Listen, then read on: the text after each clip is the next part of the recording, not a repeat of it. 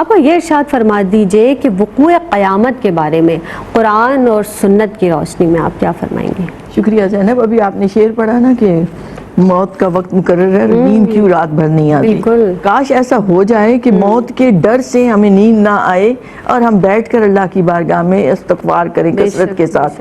کیونکہ کیا ہوتا ہے جب موت کو ہم یاد کرتے ہیں تو ہم توبہ کر رہے ہوتے ہیں. فقط موت کو یاد کرتے رہیں تو ہمارے اعمال، ہمارا کردار درست ہوتا چلا جاتا ہے.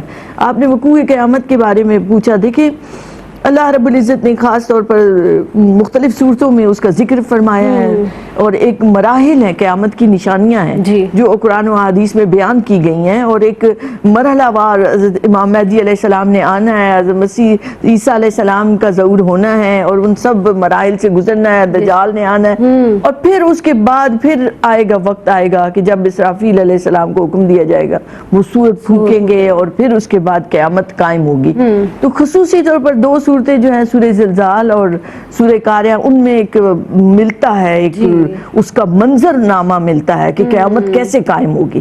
کیونکہ ابھی تو جیسے زندگی ہے، لوگ گزرتے جا رہے ہیں، جنازے اٹھ رہے ہیں، موت کی طرف رواں دواں ہیں، انہیں کسی کو دفن کیا جا رہا ہے، کسی کو آپ دیکھیں تو کافر ہیں تو کوئی جلا رہا ہے، کوئی کچھ کر رہا ہے کسی انداز سے، لیکن دنیا سے رخصتی کا عمل جاری و ساری ہے.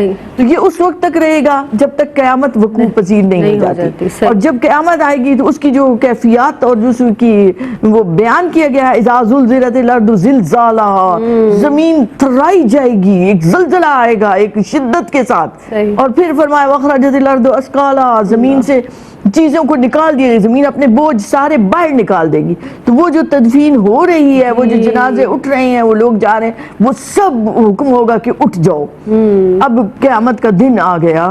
یہ جیسے ہم حج کی ہم نے ٹرانسمیشن کی تو اس میں بھی بات ہوئی کہ عرفات میں جیسے جمع ہو رہے ہوتے ہیں سارے، تو ایک آپ تصور باندھیں تو روز محشر قیامت کا دن ایسا ہی ہوگا کہ جس میں ساری جنوں انس کو جمع کر لیا جائے گا اور ان سے پوچھا جائے گا. تو قیامت اس وقت قائم ہو رہی ہوگی. اسی طرح آپ دیکھیں تو سورہ قاریہ میں بیان ہو القاریہ مل قاریہ وما ادراک مل قاریہ، یہ 3 بار آیا کہ وہ کھڑکھڑانے والی وہ شدت سے تم کیا جانو کہ وہ کیا ہے، کیسے تمہارے تصور میں آ سکتا ہے. اور کیا، اور پھر آگے اس کا نقشہ کھینچا گیا کہ یوم یکون الناس کالفراش المبثوث، انسان کیسے ہوں گے کہ جیسے پروانوں کی طرح. پروانہ کتنا ہلکا سا وہ ہوتا ہے کہ انسان جو اپنے آپ کو بڑا متکبر سمجھ رہا ہے، بڑا، اس دن کیا اس کی حالت ہوگی، بکھرے ہوئے پروانوں کی مانند. اور پہاڑ جنہیں ہم جسیم سمجھتے ہیں، بڑے طاقتور سمجھتے ہیں، ان کے بارے میں آیا کہ کلہن المنفوش، وہ جیسے دھنکی ہوئی روئی ہوتی ہے، اون ہوتی ہے، اس کی طرح اڑ رہے ہوں گے، کوئی ان کا وزن نہیں ہے، کچھ نہیں ہے.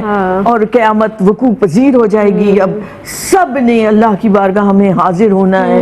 اس دن عدالت اس کی لگی ہوگی اور ہر ایک نفسا نفسی کا عالم ہوگا. کوئی کسی کو پہچان نہیں رہا ہوگا، ہر ایک کے پسینے چھوٹ رہے ہوں گے کہ اب میرے ساتھ کیا بیتے گی، اب میرے ساتھ کیا ہوگا. تو ایک ہولناک منظر ہوگا. اور اس کے بارے میں آتا ہے کہ جب یہ صورتیں ہی خالی پڑی جاتی ہیں تو اہل اللہ اور اہل محبت روتے ہیں کہ اس وقت ہماری کیا کیفیت ہوگی. حضرت زکریا علیہ السلام جب ان صورتوں کے طرح وہ قیامت کا ذکر کرتے تھے، وہ کہ اس وقت قرآن پاک تو نہیں تھا، لیکن حضرت زکریا علیہ السلام جب قیامت کا ذکر فرماتے تھے تو حضرت یحییٰ علیہ السلام اتنا روتے تھے کہ ان کے چہرے پر نشان پڑ گئے تھے رونے سے، اور وہ نکل جاتے تھے جنگلوں میں کہ اس دن کیا ہوگا ہمارے ساتھ. تو ایک انبیاء کا یہ حال ہے کہ جب قیامت کا ذکر آ جائے تو ان پر خوف الہی سے، خشیت سے اس طرح کی کیفیات طاری ہو جائے تو ہم زیادہ حقدار ہیں کہ قیامت کا ذکر آئے تو ہم ڈر جائیں اور ہم خوف کھائیں کہ اس دن کیا منہ لے کر جائیں گے ہم اللہ کی بارگاہ میں. ہماری کتنے گندے اعمال ہیں اور ان کے ساتھ کیسی سوچیں ہم نے رکھی ہوئی ہیں. دنیا کو سب کچھ سمجھ لیا ہے، ہم یاد نہیں رکھتے، ہم یاد کرتے نہیں ہیں کہ ایک دن ہم نے جانا ہے، اللہ کی بارگاہ میں حاضر ہونا ہے. تو یہ ذہن میں رکھیں کہ قرآن مجید کی تلاوت کرتے ہوئے جہاں بھی ذکر آئے قیامت کا تو ہمارے اندر خوف خدا ہو، ہم استغفار کثرت سے کر رہے ہوں، توبہ کر رہے ہوں کہ اللہ پاک اس دن ہماری لاج رکھ لینا. اور وہ دن ایسا ہوگا کہ جب ہر ایک جو ہے وہ پریشانی کے عالم میں ہوگا. اور اس کے بارے میں آتا ہے کہ اس کا پسینہ اتنا وہ بہ رہا ہوگا کہ 1000 اونٹ جو ہے وہ اس سے سیراب ہو جائیں. اللہ اکبر، اتنے ڈر سے کہ خوف، کیسے ہاں، اس بارگاہ میں اب میری پیشی ہے اور میں کیا کروں. بے شک آپ یعنی ہر نبی نے، جتنے بھی انبیاء علیہ الصلوۃ والسلام اس دنیا میں تشریف لائے، سب نے ہمیں یہی تو بتایا سب کہ ایک نہ ایک دن اس دنیا کو ختم ہونا ہے، دنیا فانی ہے اور ہمیں لوٹ کر جانا ہے.